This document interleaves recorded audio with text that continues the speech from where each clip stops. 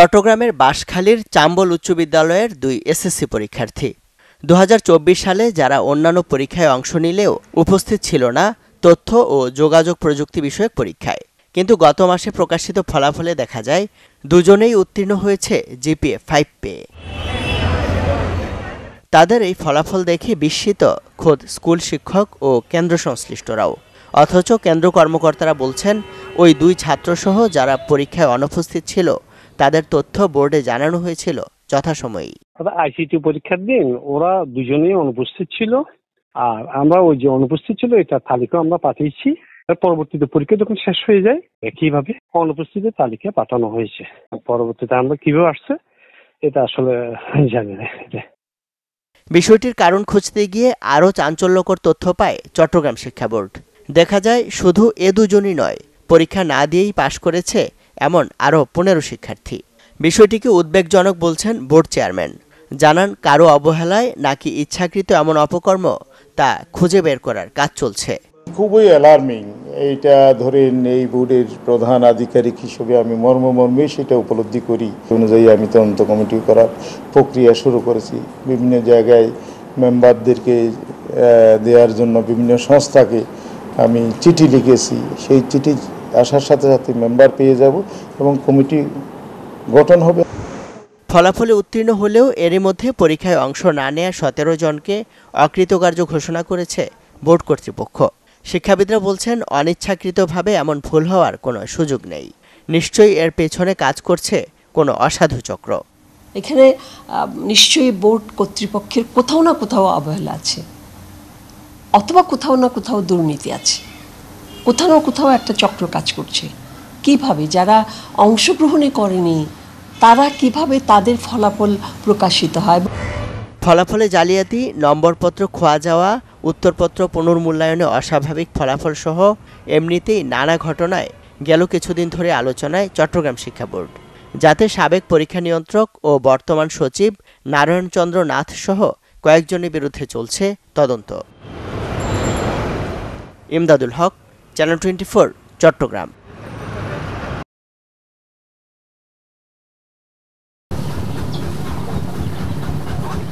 যমুনা কত আগ্রাসী হতে পারে তা ভালো জানেন 70ঊর্ধ্ব পারুলবালা। বয়সের ভারে নুয়ে পড়া স্বামী আর প্রতিবন্ধী ছেলে নিয়ে তার সংসার। যমুনার ভাঙনে বসতবাড়ি হারিয়েছেন একাধিকবার। সবশেষ ঠাঁই হয় বড়খাল মাঝিপাড়ায়। বর্ষার শুরুতেই এখানেও শুরু হয়েছে তীব্র ভাঙন। আমার এই স্থানীয় জায়গাটা নষ্ট হয়, নদী খায়। এই প্রতিবন্ধীটা নিয়ে আমি কোন জায়গায় দাঁড়াবো? জামালপুরের দেওয়ানগঞ্জ উপজেলার বড়খাল, খোলাবাড়ি সহ কয়েকটি গ্রামের 1.5 কিলোমিটার এলাকা জুড়ে ভাঙছে যমুনার তীর। বিলীন হয়েছে অন্তত 20টি বাড়িঘর। হুমকিতে রয়েছে নানা স্থাপনা, ফসলি জমি। এই বর্ষার টাইমে যে নদী ভাঙবে নাইছে, এই ভাঙি চুরি এখন কোথায় যাবো, করে থাকবো? একটাই স্কুল, এই স্কুলটা যদি নদী ভেঙে নেয় তাহলে তো আমাদের আর পড়ালেখার কোনো জায়গা থাকবে না। সরকার দ্রুত স্থায়ী ব্যবস্থা না নিলে এই এলাকার হাজার হাজার একর ফসলি জমি সহ অসংখ্য ঘরবাড়ি, শিক্ষা প্রতিষ্ঠান যমুনা নদীর হুমকির মুখে এবং খুব দ্রুতই বিলীন হয়ে যাবে। অভিযোগ আছে ভাঙন ঠেকাতে সময় মতো ব্যবস্থা নেয় না পানি উন্নয়ন বোর্ড, শুধু শেষ মুহূর্তে জিও ব্যাগ ফেলে দায় সারে। অল্প কটা বস্তা ফেলায় যখন অতিরিক্ত পানি হয়, হওয়ার পরে অনেক বস্তা ফেলাইছিল, সেই বস্তা দিয়ে কোনো কিছু হয়নি। ভাঙন দেখাতে তখন তড়িঘড়ি করে কিছু কাজ করে, যা টেকসই হয় না। পরিকল্পনা রয়েছে যে এখানে একটি মেগা প্রজেক্ট নেওয়ার, সেটার জন্য ফিজিবিলিটি অ্যানালাইসিস চলমান রয়েছে এবং 2-3 মাসের মধ্যে আশা করি সেটা শেষ হয়ে যাবে। এই ভাঙন রোধে স্থায়ী প্রতিরক্ষা কাজ বাস্তবায়নের লক্ষ্যে আমাদের একটি যমুনা নদী সিস্টেমের বাম তীরে সমন্বিত পানি ব্যবস্থাপনা ফেজ 1 শীর্ষক একটি সমীক্ষা প্রকল্প চলমান রয়েছে। পাশাপাশি এই এলাকায় 700 মিটার অংশে পাক প্রতিরক্ষামূলক কাজ বাস্তবায়নের জন্য আমাদের একটি প্রস্তাবনা প্রেরণ করা আছে। যমুনার ভাঙনে হুমকির মুখে রয়েছে 1000-এর বেশি বাড়িঘর। এতে ক্ষতিগ্রস্ত হবেন 5000-এর বেশি মানুষ। Desk report, channel 24।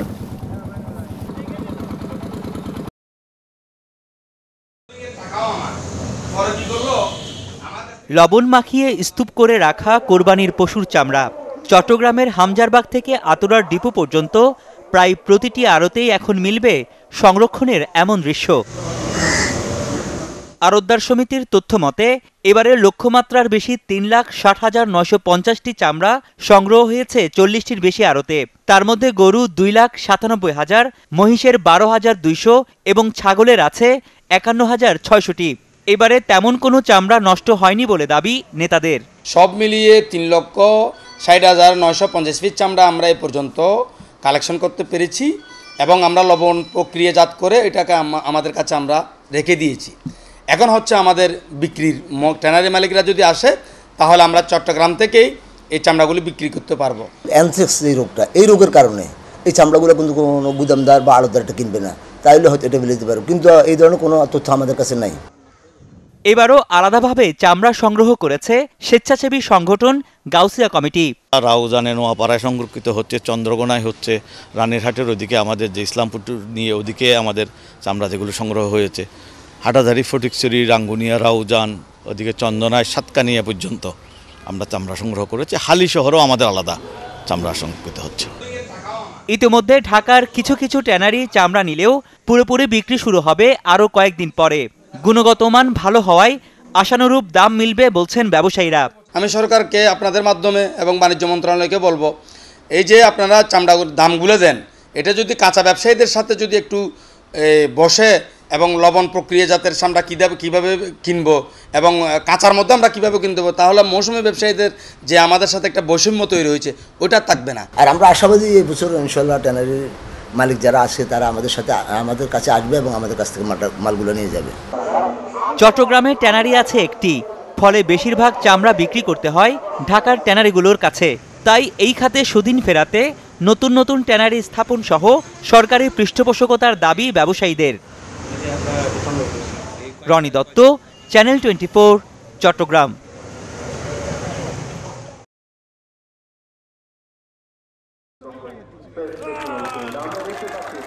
গেল 21 জুন রংপুরের পদাগঞ্জে কৃষিমন্ত্রীর হাতে আম মেলার উদ্বোধনের পর ক্রেতাদের জন্য উন্মুক্ত করা হয় হাড়িভাঙ্গা। শুরু হয় কেনাবেচা। নগরীর টার্মিনাল, সিটি বাজার, লালবাগ সহ বিভিন্ন স্থানে ক্রেতা বিক্রেতাদের পদচারণায় মুখর হয়ে ওঠে আমের বাজার। ক্রেতারা বলছেন গত বছরের তুলনায় দাম কিছুটা বেশি হলেও গুণে মানে স্বাদে অনন্য হওয়ায় হাড়িভাঙ্গা আম কিনছেন তারা। হাড়িভাঙ্গার জন্য অপেক্ষায় ছিলাম, এখন হাড়িভাঙ্গা আসছে, আমরা এই জন্য হাড়িভাঙ্গা কিনতেছি। খুব সুস্বাদু আম। এইবার আজকে কিনলাম আমি 2000 টাকা মন কিনলাম, অর্থাৎ একটু বেশি, দামটা বেশি, যদি আমের কোয়ালিটি ভালো। বিক্রেতাদের দাবি আম চাষিদের কাছ থেকে বেশি দামে কেনায় বাজারে বেড়েছে দাম, যদিও কমেনি চাহিদা। প্রতি কেজি হাড়িভাঙ্গা বিক্রি হচ্ছে 70 থেকে 80 টাকা পর্যন্ত। এদিকে আম চাষিরা বলছেন এবছর প্রাকৃতিক দুর্যোগের কারণে ফলন কম হওয়ায় লোকসানের শঙ্কা রয়েছে তাদের। লাভ হয়েছে সীমিত, বেশি তো লাভ নাই, এবার আম কম, ওই জন্য লাভও কম। আমের ফলন কম, দাম হবে বেশি, এটা পড়তা কম হবে। যেভাবে আমাদের কেনা হচ্ছে সেভাবে সীমিত পরিসরে লাভ ধরে আমরা বিক্রি করতেছি। কৃষক নেতাদের অভিযোগ, প্রয়োজনীয় প্রশিক্ষণ ও অর্থের অভাবে প্রাকৃতিক দুর্যোগ মোকাবেলা করতে পারেননি হাড়িভাঙ্গা চাষিরা। রংপুরের বিখ্যাত এই পণ্যের ফলন বাড়াতে সরকারকে এগিয়ে আসার আহ্বান তাদের। কৃষকরা হাড়িভাঙ্গা আম উৎপাদন করেছে, বৈরী আবহাওয়ার কারণে যারা ক্ষতিগ্রস্ত হয়েছে তাদের ক্ষতিপূরণের ব্যবস্থা করা উচিত। দেশের বাইরেও রপ্তানি করার জন্য যে বাজার তৈরি করা এবং তার যে বিশেষ ব্যবস্থা করা, সেটার জন্য আসলে কৃষি মন্ত্রণালয় তথা সরকারের বিশেষ পদক্ষেপ নেওয়া উচিত। এদিকে কৃষিমন্ত্রী বলছেন গুরুত্ব বিবেচনায় এবং রংপুর অঞ্চলের উন্নয়নের কথা চিন্তা করে হাড়িভাঙ্গা আমের জিআই স্বীকৃতি দিয়েছে সরকার। এখন এই আমের উৎপাদন ও সুষ্ঠু বাজারজাতে নেওয়া হবে সব ধরনের উদ্যোগ। উৎপাদকরা যারা আছেন তাদেরকে সহযোগিতা করা আমাদের সবচেয়ে বড় দায়িত্ব সরকারের, কারণ এই উৎপাদিত পণ্য যদি বাজারজাতকরণ করা না যায় অথবা বেশি সময় যদি না রাখা যায় তাহলে কিন্তু তাদের উৎপাদনের যে স্বাদটা তারা এটাতে আর্থিক একটা বিষয় আছে সেটা কিন্তু পাবেন না। বৈজ্ঞানিক পদ্ধতিতে আম চাষ এবং রক্ষা করার জন্য যে হিমাগার, অলরেডি একটা হিমাগারে আমরা করে ফেলতেছি, হ্যাঁ দিয়ে দিছি, সেটা মিঠাপুকুরের কথা। কৃষি সম্প্রসারণ অধিদপ্তরের তথ্য মতে চলতি বছর হাড়িভাঙ্গা আবাদ করা হয়েছে 1910 হেক্টর জমিতে। উৎপাদনের লক্ষ্যমাত্রা ধরা হয়েছে 29,710 টন। এবার প্রায় 300 কোটি টাকার আম বিক্রি হবে বলে আশা ব্যবসায়ীদের। ফখরুল শাহিন, চ্যানেল 24, রংপুর।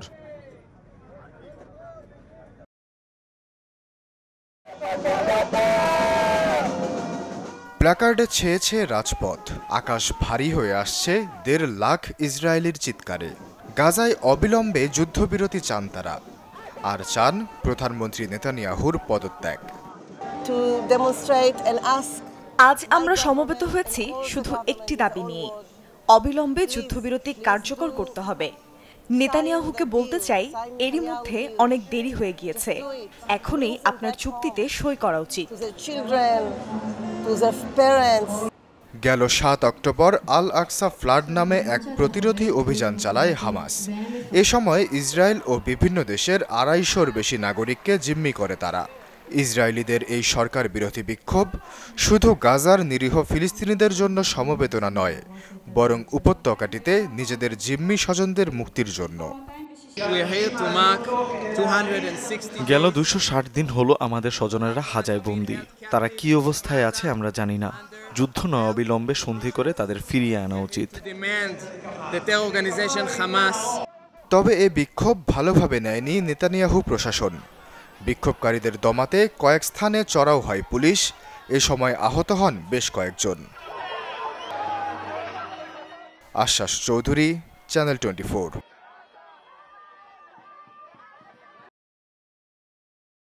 অবস্থানে আছি। আমরা 6টা ম্যাচ খেলেছি, 3টা জিতেছি, 3টা হেরেছি। 50% যদি ধরেন, সেই দিক থেকে খুব একটা খারাপ না। 3 জয়ে নিজেদের সেরা বিশ্বকাপের দাবিও করতে পারে, কিন্তু টি-20তে কোথায় দাঁড়িয়ে বাংলাদেশ? বড় দলের সাথে খেলতে গেলে বেরিয়ে আসে আসল রূপ। তারপরও সাকিবদের কণ্ঠে আত্মতৃপ্তির সুর। নেপালের সাথে জিতে আমরা যে উল্লাস করি এখন, শুধু খেলোয়াড় না, আমরা বাইরে থেকে আমরা যে উল্লাস করি সেটাই বলে দেয় যে আমরা আসলে কতটুকু নিচে নেমে গেছি। কিন্তু অনেক তৃপ্তি থাকতে পারে যে আমরা 3টা ম্যাচ জিতেছি এবার বিশ্বকাপে, এটা আমাদের সেরা রেজাল্ট। এটা নিয়ে এক ধরনের সন্তুষ্টিও আসতে পারে। আমার মনে হয় এই সন্তুষ্টিটাই আমাদের ব্যর্থতার সবচাইতে বড় কারণ। ভারতের বিপক্ষে ডে ম্যাচে টস জিতে ফিল্ডিং, একাদশে মাত্র 2 পেসার, স্পিন দিয়ে শুরু, বোলারদের ঠিকমতো ব্যবহার করতে না পারা, বাংলাদেশের খেলার ধরন নিয়ে প্রশ্ন উঠেছে।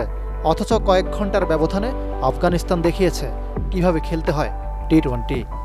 দল নির্বাচনে বোঝা যায়, কিংবা আমাদের পুরো খেলার অ্যাপ্রোচের মধ্যে বোঝা যায় যে আমরা খুব টেন্সড হয়ে আছি। হয়তো আমরা আশা করছি বিপক্ষ দল খারাপ খেলবে বা কিছু, সেই সুযোগটা আমরা নেব। আমরা ভালো খেলে বিপক্ষ দলকে হারাবো, সেই চিন্তাটা আমাদের মাথায় এখন কিন্তু আসেনি। নাজমুল আবিদিনের মতে, সাকিব মাহমুদুল্লাহরা একটা সময় ভালো খেলার পথ দেখিয়েছেন, তবে এখন ভালো খেলার চেয়ে জয়ের জন্য খেলা জরুরি। যে মানসিকতা দেখা যাচ্ছে তাহিদ হৃদয়, তানজিম সাকিবদের মাঝে। ওরা যেই মাপের ক্রিকেট খেলেছে, ওদের উচিত ওদের মোটামুটি ফর্ম থাকতে থাকতে রিটায়ারমেন্টে যাওয়ার, যেন দলের উপর বোঝা হয়ে না যায়। কারণ সাকিব নিজে বলেছে ও যেদিন ড্রাইভিং সিটে থাকবে না সেদিন ও আর ক্রিকেট খেলবে না। সো এটা জাজমেন্টটা ওর নিজে থেকে আসা উচিত। এখন নতুন গ্রুপ অফ পিপল আসা উচিত যারা জেতার জন্য খেলবে, শুধু ভালো খেলার জন্য খেলবে না। বল হাতে সাকিবের অবনতির কারণ খুঁজে পাচ্ছেন না নাজমুল আবিদিন, তবে বাংলাদেশের বোলিং ইউনিটের উপর এখনই বিশ্বাস হারাতে চান না তিনি। ইকরাম হুসাইন, চ্যানেল 24, ঢাকা।